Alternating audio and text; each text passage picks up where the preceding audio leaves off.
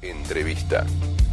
Es candidato a la presidencia por el Partido Independiente. Algunos bromean con que el Partido Independiente es tan chico que podría tener reuniones en un ascensor. Fue ministro de Trabajo y Seguridad Social. También fue senador y diputado.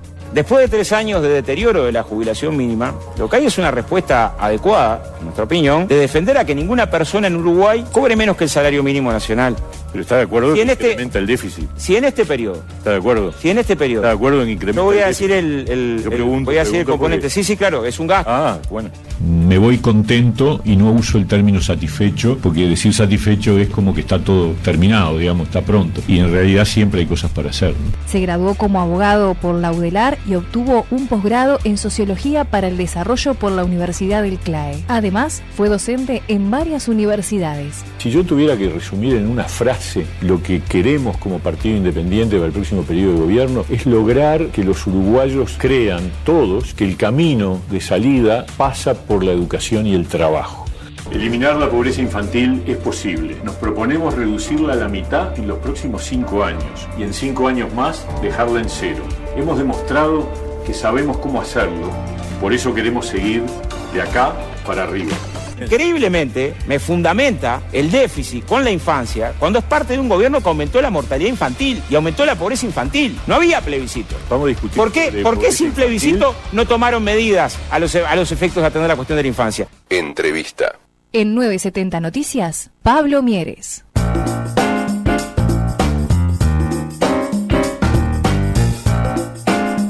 8:30 de la mañana en punto y ya recibimos a Pablo Mieres en 970 Noticias. Bienvenido, Mieres, gracias por acompañarnos. ¿Qué tal? Un gusto, encantado de estar con ustedes y bueno, estamos a las órdenes. Bueno, gracias por visitarnos hoy. Bueno, como escuchamos en la presentación de Roxana Pérez, ex ministro de Trabajo y Seguridad Social, candidato nuevamente a la presidencia por el Partido Independiente, con una serie de propuestas que ha presentado públicamente en los últimos días, que ya vamos a ir a desglosar alguna de ellas, pero quiero comenzar preguntándole, si me permite, por la reunión que va a tener hoy con el presidente de la República, Luis Lacalle Pou, a las 14, me dijo, ¿no? A las 12:30. 12:30 en la Torre Ejecutiva. ¿Cuál es el tema?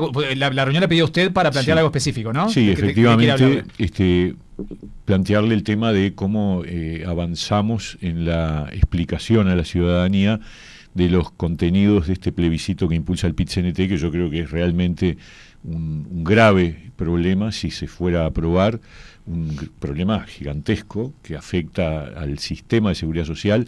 Es un plebiscito que no va solo contra la reforma del año pasado, que va contra el régimen mixto, que tira abajo las bases del sistema de seguridad social y le genera al país una enorme dificultad y crisis que al final termina afectando a los trabajadores todos y a las próximas generaciones. Entonces, parece importante tener un diálogo con el presidente para ver primero cómo está viendo él la cosa y cómo encaramos estos 2 meses que quedan, porque se trata de un plebiscito, no de un acto electoral. Pero para usted el presidente tiene que entrar en la campaña en contra del plebiscito. Yo creo que el gobierno está de alguna manera cuestionado por el plebiscito en una de sus normas principales de este periodo, y es razonable que haya una actividad de parte del gobierno y del presidente, si él quiere, por supuesto, también. ¿Usted entiende que no está vedado de participar el presidente como primer mandatario de la campaña en contra del plebiscito o por un plebiscito? Ni el gobierno ni el presidente. Se trata de una ley y de una modificación constitucional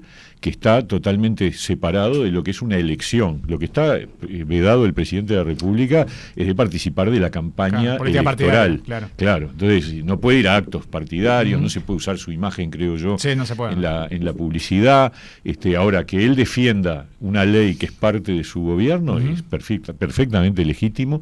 Es más, yo diría que es necesario. Ya ha hecho algunas declaraciones en la calle a favor de la reforma jubilatoria del gobierno y con referencias al plebiscito. No sé si directamente, no recuerdo ahora, cuestionando el plebiscito, pero sí defendiendo la reforma jubilatoria. Para usted tiene que salir, según su opinión, ¿debería salir más a la cancha el presidente a cuestionar el plebiscito? Yo creo que todos los que creemos que esto es un disparate, como lo es un disparate, incluidos los candidatos del Frente Amplio que no la van a votar, tendrían que salir a explicarle a la gente por qué no la van a votar.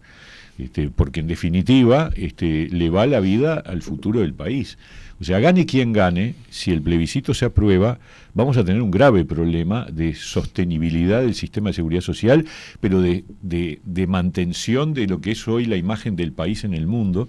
Yo creo que en definitiva hasta corremos riesgo de pérdida de grado inversor, corremos riesgo de un nivel de déficit que la única manera de paliarlo va a ser por la vía de aumento de impuestos y de aumento de aportes a la seguridad social, o sea que los trabajadores van a ganar menos, porque si te aumenta el aporte a la seguridad social y te descuentan en vez del 15% el 20 o el 25 o el 30, como está planteando los técnicos del BPS, los técnicos, no los políticos, los técnicos, entonces se te cae el salario, se te cae el empleo, si aumentás los aportes patronales. Bueno, Ojeda dijo que podría aumentar hasta el IVA en un 40% por este plebiscito, en unos años, no ahora enseguida. Sí, claro. ¿Usted coincide con eso? Es que ahí los ejercicios que hacen los técnicos del BPS son por dos lados. Por el lado de los aportes a la seguridad social, incremento que implicaría llegar hasta duplicar el aporte del trabajador a la seguridad social y triplicar el aporte patronal a la seguridad social, o el aumento del IVA. Cualquiera de los dos caminos implica un impacto en el nivel de vida, en el costo de vida, en el salario real de los trabajadores brutal. Y lo más grave es que eso se oculta atrás de una fórmula que es muy, muy atractiva, que es bueno, bonito y barato. Vote para que la jubilación siga en 60 años y vote para que las jubilaciones mínimas lleguen al nivel del salario mínimo nacional. ¿Quién no querría? Lo que pasa es que la realidad indica y obliga a que los políticos le digamos a la gente qué significa eso, porque también puede decir vote para cobrar sin trabajar, vote para jubilarse desde el momento que tiene mayoría de edad. Yo qué sé, podés inventar muchas cosas. Marcelo Abdala ayer el tema que sean viables. Estuvo aquí en Punto de Encuentro, sí. Y él dice por qué no se le pone impuestos a empresarios agropecuarios. Dice que aportan 1,9% nada más, cuando el 15% aportan los trabajadores. Una injusticia aberrante, dice, que haya este tipo de impuestos que pagan los empresarios y que los trabajadores tienen que pagar 15%. Pero a ver, Marcelo Abdala puede decir que hay que ponerle impuestos a todo el mundo, pero el país necesita atraer inversiones, ayudar a que la producción crezca, porque si no los trabajadores que se supone que él defiende se quedan sin laburo. Que él elija. Pero la verdad, atrás de esto hay mucho verso, mucha mentira de parte del PIT-CNT, que yo sé además que dentro del PIT-CNT hay gente que no está de acuerdo con esto. Me gustaría que salieran a hablar, porque por ejemplo, los bancarios, AEBU, la caja bancaria que el año pasado salvamos con una ley de refinanciamiento y de reestructura, uno de los pilares de esa ley es la jubilación a los 65 años. Y AEBU sabe que eso es así. O sea que si vos ponés en la Constitución que la jubilación es a los 60, de un saque vas a liquidar las tres cajas paraestatales, la profesional, la notarial y la bancaria. Entonces uno espera que, más allá de el mito de la unidad en el movimiento sindical, AEBU y sus dirigentes salgan a decir por qué están en contra. Porque hay que trabajar para que esto no salga, porque como es muy atractivo, vos decís, claro, ¿cómo no? Si vos tenés la jubilación mínima, te la subo al salario mínimo nacional, ¿saben qué va a pasar si vos indexás las jubilaciones mínimas con el salario mínimo nacional? Que cualquier gobierno, sea de izquierda, de centro, de derecha, antes de aumentar el salario mínimo nacional va a pensarlo 3 veces, porque sabe que con eso le aumenta inmediatamente el déficit fiscal, porque arrastra todas las jubilaciones mínimas. Pero en el 89 hubo una votación de los jubilados, sí, ajustándose, y el país subió el IVA a 40, ¿no? Pero lo que se hizo en esa oportunidad en el 89 fue evitar algo que venía ocurriendo desde la salida de la dictadura y desde la dictadura, que es que las jubilaciones aumentaban cuando se le cantaba al Poder Ejecutivo. El Poder Ejecutivo usaba el aumento jubilatorio como una variable de ajuste de su presupuesto. Lo que se hizo fue indexarlo al índice medio de salarios. Y eso es lo que ha funcionado. Ahora, acá estamos hablando de otra cosa. Acá estamos hablando de un aumento inmediato de 150.000 jubilaciones. Cuando las jubilaciones son tan magras, Mieres, ¿no? Sí, ¿No claro sería conveniente aumentar? Claro que sí. Y que obviamente uno piensa, es hasta coherente que por lo menos cobren el salario mínimo los jubilados, pues ¿cómo viven? Bueno, si vos lo indexás al salario mínimo nacional, lo que estás haciendo es atar todos los egresos. Cada vez que aumente el salario mínimo nacional, aumentan todas las jubilaciones mínimas. Su preocupación va por el lado del déficit nomás. Pero es es que no es nomás, es brutal, porque el problema es que el Uruguay tiene, y yo creo que ese es el gran tema de fondo que hay que discutir, es que asumamos que somos una sociedad envejecida, y que una sociedad envejecida para bancar a sus jubilados y pensionistas tiene problemas serios, porque además cada vez nacen menos niños y cada vez tenemos menos población activa. La gente vive más años. La gente, por suerte, vive más años. Pero entonces tenemos que ver cómo ajustamos estas cosas. Pero con esta reforma no se ajustó eso de una manera muy digamos, sustantiva como para... La reforma del año pasado. Claro, o sea, la reforma del año pasado levanta la edad de retiro de manera gradual. Claro, pero en ese punto. No inmediata. No inmediata. Pero en ese punto. También, porque se ha dicho, porque ahora se jubila a los 65. No es cierto. Todos los mayores de 50 se jubilan. Pero la gente que tiene menos de 40 hoy por hoy se jubilará a los 65, ¿no? Exactamente. Claro. Los que tienen menos de 45. O 45, exacto. O sea. Y de 45 a 50 van a ir aumentando un año por generación. Con esa medida solamente de la gradualidad, ¿se sostiene el sistema ahora? Sí, claro. Lo que yo voy a decirlo en términos de números, claramente. Con la reforma que hicimos el año pasado, el déficit de la seguridad social que venía en una curva empinada, que Danilo Astori cada vez que iba al Parlamento en el periodo pasado decía, miren, esto hay que resolverlo porque estamos en un gran problema, porque la curva ahí era cada vez más creciente. Lo que hicimos el año pasado con la ley es... digamos, evitar que la curva se dispare y en 20 años va a haber un incremento del déficit de 1 punto del PBI. Con la reforma que promueve el PIT-CNT, con el plebiscito, va a ser 5 puntos del PBI. 5 puntos del PBI en 20 años, después de haberse gastado toda la plata que le van a sacar a la gente que tiene ahorros en las AFAPs y que son para su complemento de jubilación, que eso es otra cosa que es una barbaridad, porque es una confiscación. Cuando ocurrió el tema de los cincuentones, que fue una ley del periodo de gobierno del Frente Amplio, a nadie se le ocurrió decirle a los cincuentones, te sacamos las cuentas y vos pasás al régimen de solidaridad. Le dijeron, cada uno va y se asesora y elige si se queda en el régimen mixto o se vuelve al BPS. Pero era su cuenta y él elegía si la volcaba al BPS y se volvía al régimen de solidaridad o se mantenía en el mixto. Acá te agarran todas las cuentas y te las roban. El oficialismo habla de eso, de robarlas. Desde el PIT-CNT, por eso quiero aclararlo con ustedes. Del PIT-CNT se dice que esto va a ir a un fideicomiso gestionado por el BPS. Distinto es de robarlo, ¿no? O sea, pero esa plata es tuya y va a dejar de ser tuya, va a un bolsón común. Y eso va a usarse para bancar el déficit, del que hablamos, los primeros años. El cálculo que tienen los técnicos del BPS es que en 13 años, a más tardar, se agotaron los 24.000 millones, si habrá déficit que pagar, ¿no?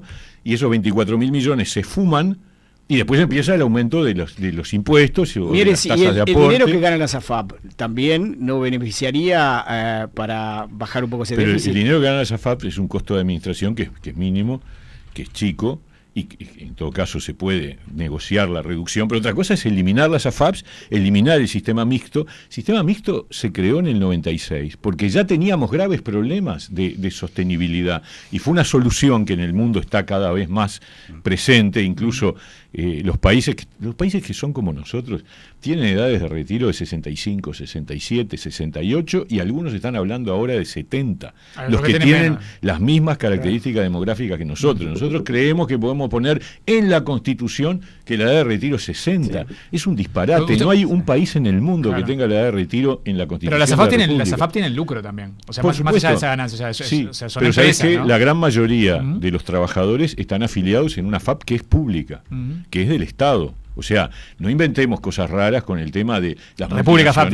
Claro, República FAP pero hay un montón que operan también que no son del Estado. Claro, pero porque estaba bueno crear un mercado, porque si no, si tenés una FAP única, tenés el problema de que, digamos... No hay competencia. Pues claro, puede haber abusos, ahí sí. Pero la verdad, cuando se dice, no, porque las AFAP sirven para financiar a emprendimientos privados, no sé qué, las AFAP colocan plata que la colocan la tuya para justamente darle intereses, para que tu plata rinda en un conjunto de oportunidades de inversión que están plenamente reguladas por el Banco Central y que son bastante estrictas y que le han generado márgenes de maniobra muy acotados para que las AFAPs no jueguen con tu plata, para darle certeza de que esa plata va a generar rédito y que te va a cubrir el día que te vayas a jubilar. Y de un saque, esta gente te dice, te sacamos todo. Usted no confía en el Tengas fideicomiso. mucho, poco o nada. No, pero es que el fideicomiso es para bancar el déficit. No es esa plata que vos tenés ahorrada en tu AFAP, o que fulano, mengano, el que tenga, que será mucha o poca, porque también han dicho, no, porque son poquitos. Bueno, algunos tienen poco, bastante, algunos tienen mucho. El total es grande. El total son 24.000 millones de dólares, claro. Pero además es tuyo, vos lo ponés todos los meses, cada vez que te descuentan para la Seguridad Social un pedazo va para la FAP, sí. Y te lo van a afanar, la verdad, para bancar un agujero negro que no se termina. Pero quiero decir algo sobre las jubilaciones mínimas, porque me parece que es importante. Yo le quería preguntar de eso también. Con la ley, capaz que es eso lo que usted me contesta, porque usted habló de pobreza infantil en el audio. Antes de ir a la pobreza infantil. No, pero de las jubilaciones, porque Karina Sosa, que estuvo aquí del BPS, dijo que más del 40% de los hogares donde hay niños pobres, el único ingreso real es la jubilación. Entonces ellos, al proponer este plebiscito, de alguna manera están aumentando para esos jubilados que bancan ese hogar donde hay pobreza infantil. La primera respuesta que uno tiene que dar es: ¿quién no querría aumentar las jubilaciones mínimas al salario mínimo nacional o más arriba? Por supuesto, pero eso es como siempre. ¿Se puede o no se puede? En la ley del año pasado, y esto está avalado por todos los técnicos, se incorporó una cosa que el Partido Independiente propuso, que es el complemento solidario. En el nuevo régimen, pasa que ese régimen va a empezar a madurar con el tiempo, el complemento solidario equivale a que la mitad de las jubilaciones, las de más abajo, todas van a aumentar con respecto a su valor actual. O sea, eso está reconocido por todos los economistas. O sea que nosotros, cuando hicimos la reforma del año pasado, nos preocupamos de hacer un aumento gradual, viable, sostenible de las jubilaciones mínimas, que nos preocupan mucho, por supuesto. Nos preocupa mucho la pobreza infantil. Hace décadas que en el Uruguay la pobreza infantil es el doble que la pobreza del conjunto de los uruguayos. La pobreza infantil hay que abatirla, pero no por la vía de generar un agujero negro con el cambio jubilatorio. Me parece que eso es una barbaridad, porque vos decís pan para hoy, hambre para mañana. O sea, esta reforma nos lleva al camino argentino, porque convierte el sistema de seguridad social, que es uno de los mejores del mundo, evaluado por rankings internacionales, estamos entre los 15 mejores del mundo, y nos lleva al formato, elimina el régimen mixto, que fue lo que hizo Argentina en la época del kirchnerismo, eliminó las AFJP y llevó el sistema de seguridad social al colapso. Pregúntenle a cualquier argentino qué valor tienen las jubilaciones en Argentina. Están en el fondo de la tabla, en cualquier ranking internacional.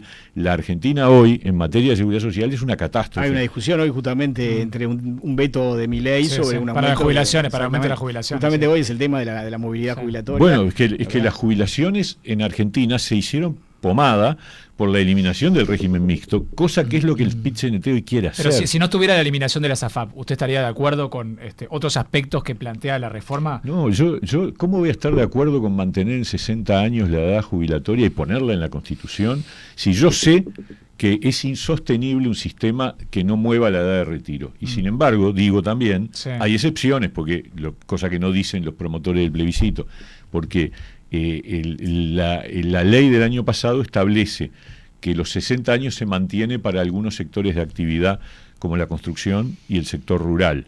Y también mantiene todas las bonificaciones, que significa que en algunos sectores de actividad tú trabajas 3 años, te valen por 4, o 2 y te valen por 3, en fin. Según ahora, de esto se dieron cuenta, se dieron 6. cuenta durante el gobierno, durante el análisis que hizo Saldain, porque me acuerdo el presidente de la calle en campaña diciendo que no iban a aumentar la edad jubilatoria, ¿no? Bueno, y después eso hay que preguntárselo a la calle y al Partido Nacional. Bueno, pero usted que participó activamente de la reforma, ¿no? O sea, sí. ¿ya se sabía de antes esto? esto o se dieron cuenta ahora cuando la redactaron? Yo puedo hablar por mí. Ajá, sí. Yo creo que estaba claro que en algún momento tenemos que cambiar la edad de retiro. Eso lo tenía muy claro. Si se dijo distinto, es un problema del Partido Nacional. Está bien, pero usted integra el gobierno que yo encabezado por el Partido Nacional. Sí, lo integró, perdón, ya no integra más. Integró la coalición. No, integramos, el Partido Independiente integra la coalición. Sí. Pero integramos la coalición a partir de noviembre del 2019. En la campaña del 19, cada partido tenía su programa y su propuesta y no había coalición. O sea que esa cuenta yo le preguntaba, se la cargan al Partido Nacional. Yo quería saber si esto se dieron cuenta durante el proceso de pero seguro que redactar la reforma, o ya se sabía de antes. La verdad, lo que yo sé es que Saldain, en determinado momento, después de hacer todos los estudios posibles, le transmitió al presidente que no había otra que aumentar la edad de retiro.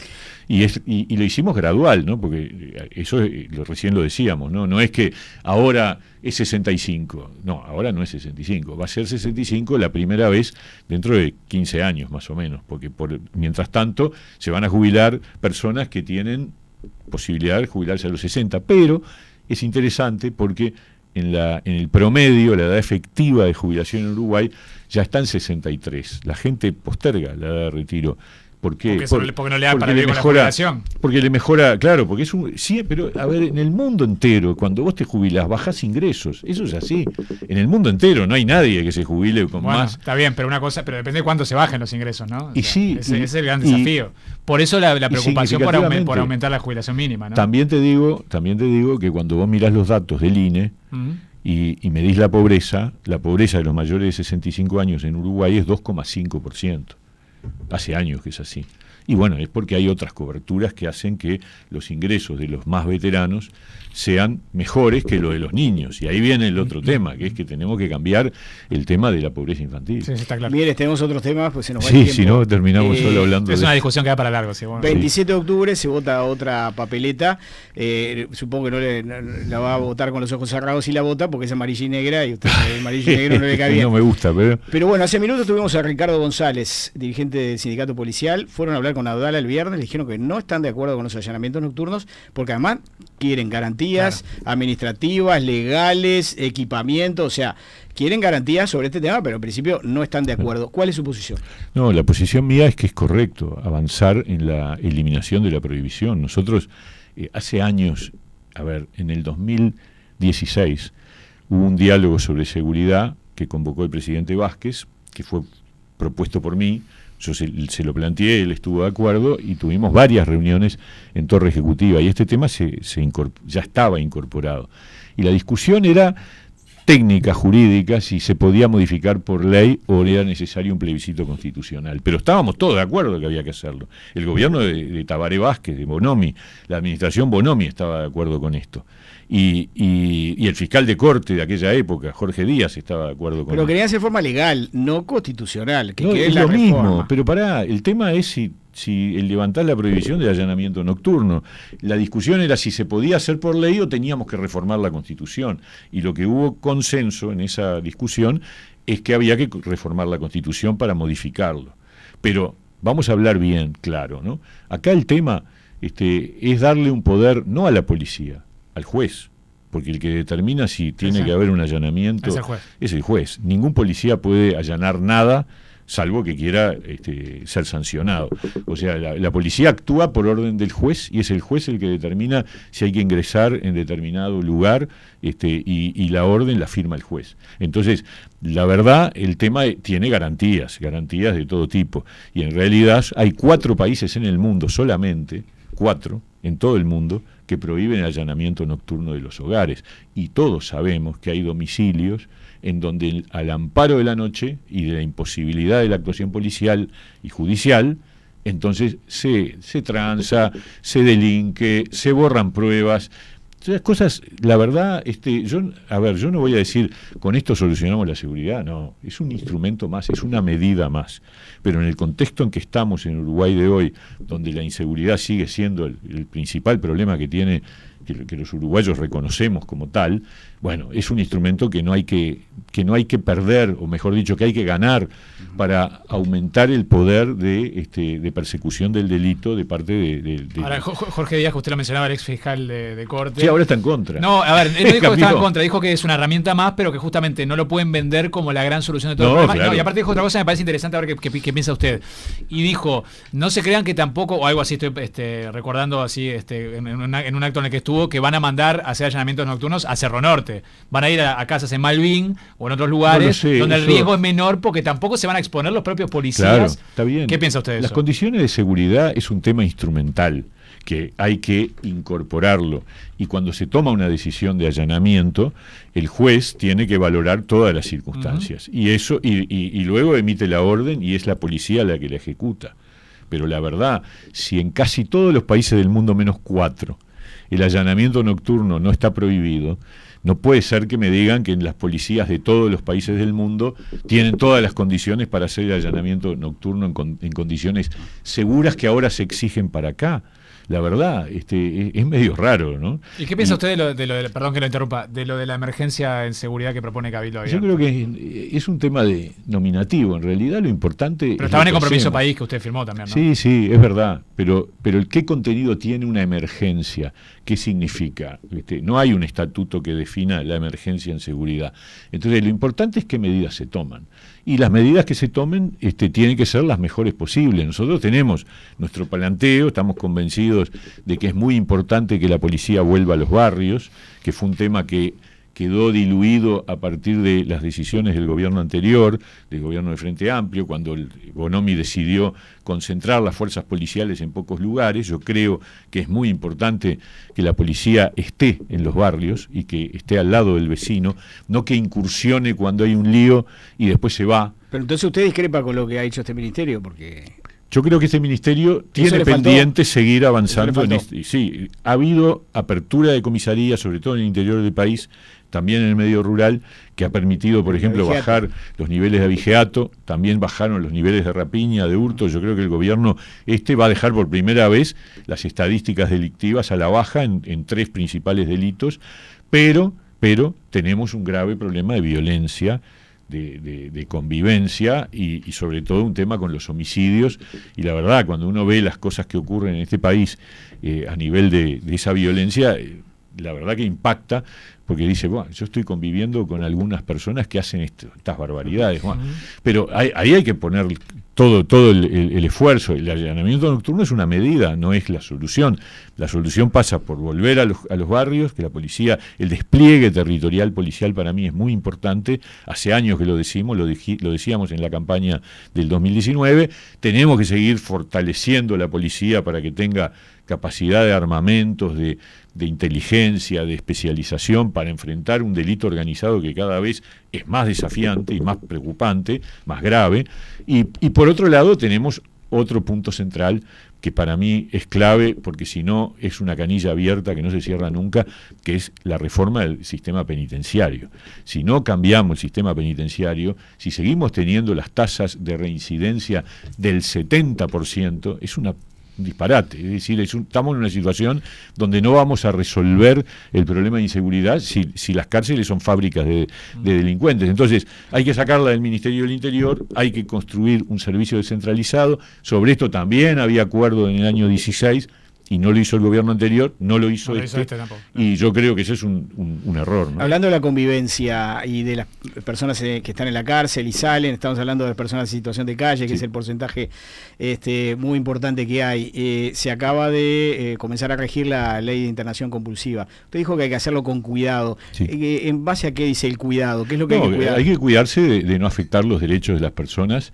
Estás tomando una decisión por el otro en situaciones límite. Yo creo que la primera ley de proyecto de ley de internación compulsiva era muy light, era muy poco preciso en la participación de las distintas entidades del Mujica, Estado. del 2011. Ese no estaba bien. Yo creo que ahora tenemos un sistema, vamos a ver, el tema es después medirlo en la práctica, cómo se aplica, pero de participación de distintas entidades del Estado para garantizar los derechos de la persona.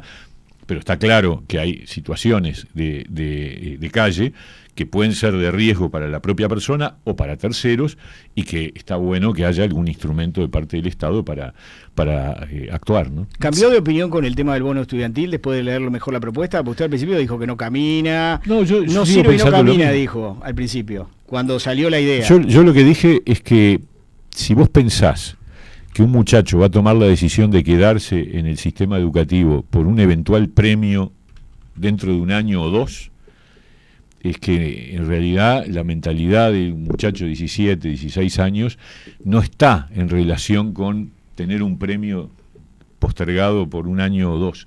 ¿Por qué? Y porque los gurises viven el hoy, y cuando se van del sistema educativo, se van porque o se aburrieron, o porque tienen que laburar, o porque...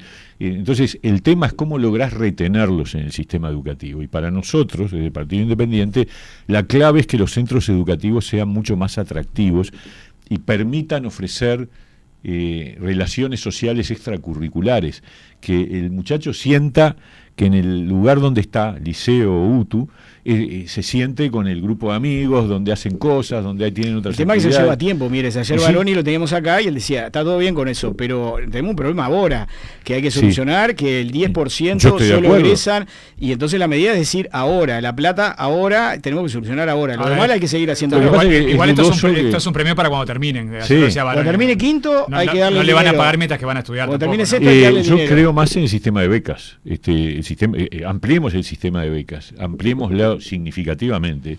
Usemos esa plata para pagarle a la persona porque se mantenga estudiando. Me parece que eso tiene mucho más efecto que el premio al final, que la zanahoria al final. Pero es una discusión. O sea, en usted- todo caso, el objetivo es bajar la deserción. ¿Usted no está en contra de las asignaciones familiares entonces? No, para nada. Para nada está en no, contra. no, Porque no. Baroni ayer cuestionaba justamente ese sistema. No, bueno, yo estoy muy convencido de que es más, para reducir la pobreza infantil tenemos que fortalecer el valor de las asignaciones familiares para pasar arriba del nivel de la pobreza y al mismo tiempo programas de servicios a los hogares con niños pobres, ¿no? Javier Lacida, que integra su partido, Sí.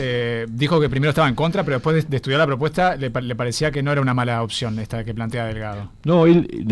Javier Lo entrevistamos hace unos días acá, sí. opina lo mismo, en el sentido de que no es el camino ideal, todo puede sumar, pero no es la solución, ¿no? Ujú. Bien, para cerrar, porque se nos terminó el tiempo, ya lo ha dicho públicamente, pero quiero pedirle su opinión sobre el tema Venezuela y cómo se está abordando desde Uruguay, porque se cuestiona mucho al Frente Amplio por parte del oficialismo, pero ¿no está haciendo campaña también el oficialismo acá en Uruguay con el tema Venezuela?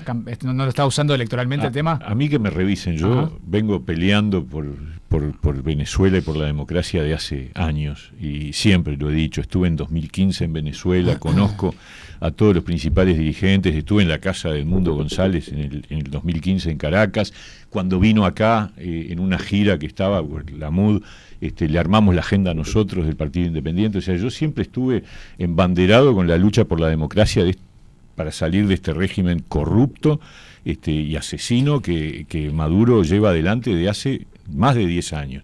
Y lamentablemente siempre el Frente se negó a votar cualquier declaración de condena a Maduro.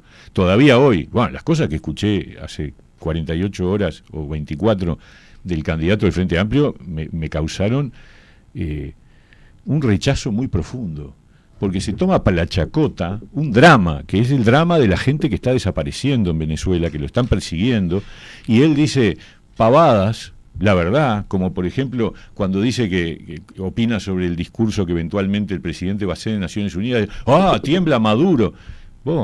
Se está riendo además del país, ¿no? Porque en definitiva es pensar que la voz del Uruguay en el exterior no vale nada, esa forma de decirlo. Pero además cuando dice, todavía sigue diciendo Gregoré para no decir Gregorio, no se anima a reconocer que Maduro afanó las elecciones, fraude electoral gigantesco, y dice, bueno, no está claro que ganó Maduro, pero tampoco está claro que ganó la oposición, entonces que empataron. O sea, es realmente, y lo último, peor todavía, la verdad, hay actitudes de Orsi para tratar de convertir en una tontería un tema muy grave, muy de fondo, y que además nosotros tenemos venezolanos que han venido a vivir acá por todos lados y sabemos lo que pasa en Venezuela.